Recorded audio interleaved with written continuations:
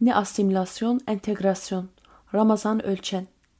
Komara Türkiye'yi hebuna xwe li ser inkar û qirkirina Kurdan û tevayê gelan ava kir. Lê bi saya têkoşîn û rewîtiya zêdetirî 5 salî ya Apoyî, ev siyaset derbeyên mezin xwarin. Hebûna Kurd weke realîteyekê ji salên notî ve di rojeva Tirkiyeyê ye. Salên dirêj ku çareseriya pirsa Kurd li rojevê ye. Li her carê pêvajoxetimî û ev jî bû sedema kurbûna şer, mezinbûna azaran. Sedema xwe ya esasî ya xetimînê jî ew bû ku di çarçoveya siyaset, ewlehî û qanûnan de pirs dixistin çembereke teng. Lê pirsa Kurd ji ber piralîbûna xwe û kurbûna xwe di wê çemberê de hêl nedihat. Niha bi cotmeya 2024 ve û piştî banga rêber Apoya 27 Sibatê di lêgera çareseriyê de li ser tişteke din tê axaftin. Entegrasyona demokratîk, zimanê aştiyeyê vê dem û wextê ye. Hedefa wê ew ku Kurd bên nasîn û tevlebûnê bi pêvajoya demokratîk bûna Tirkiye re bike yek. Bi Kurd û Kurman cî entegrasyona demokratîk ew e ku gel bêyî ku hebûna xwe deyîne aliyekê dibe parçeyek bi rûmet yê yekitiyekê. Wateya wê ji bo Kurdan jî ev e. Ne bi veqetîn û cihêbûnê lê bi nasname, çand û zimanê xwe bi pêkateyên din re li ser zemîneke adil û wekev înşakirina jiyanê. Li entegrasyona demokratîk tenê daxwazeke civakî jî nîne. Her wiha ew bangeke ji bo ramaneke nû ye jî. Mîmarê vê fikrê jî Rêber Apo ye. Rêber Apo entegrasyona demokratîk yek ji têgînên esasî yên pêvajoya aştî û civaka demokratîk pênase kir. Li gorî ku ew pêşniyaz dike entegrasyon nayê wê wateyê ku civak bi dewletê re bibe yek.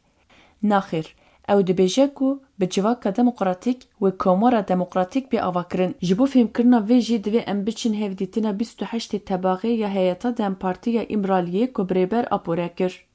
Hingê Rêber Apo got hêza avakar a entegrasyonê civaka demokratîk e. Di modela Rêber Apo de civak pasîv û tebatî dimîne. Di nav lebat û tevgerê de ye û ew ava dike. Dewlet jî gotin nicîbe li gorî vê avakarê demokratîk ji nû ve bi sazûman dibe. Gelê Kurd ê ku ev zêdetirî 100 salin nasname, ziman û çanda wî de înkar kirin, bi saya entegrasyona demokratîk hebûna xwe ya azad didomîne.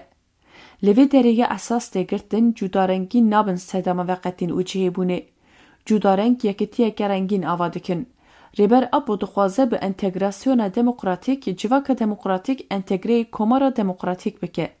Bêguman ev ne têkçûn û teslimiyet e. Weke ku hin derdor îddia dikin ev asimilasyon û helandin jî nîne. Hevnaskirin û pêvajoya ji nû ve înşa û sazûmaniya komarê ye.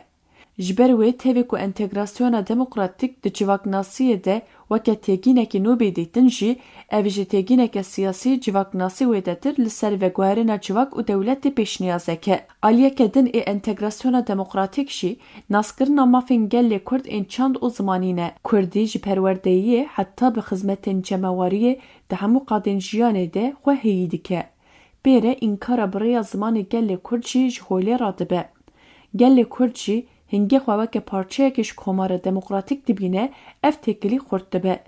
Weke ku Rêber Apo pênase dike, li dijî asimilasyonê ew li ser zemîna wekev tamzîmkirî jiyana nû ye. Di heman demê de ev pêşniyaz ji bo gel û pêkateyên Tirkiyeyê giştê wateya peymaneke nû ya civakî. Rêber Apo bi entegrasyona demokratîk modeleke nû ya çareseriyê datîne holê ku tê de hem mütabaqata siyasî hem jî jê wê de tir veguherîna civakî heye.